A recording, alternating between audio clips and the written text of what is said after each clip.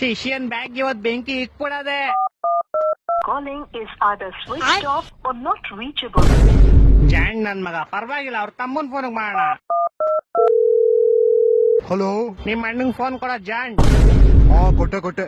Hello, RCB ಗೆಲ್ತು ಕಪ್ಪು, CSK ಬಾಯಿಗೆ lollipop.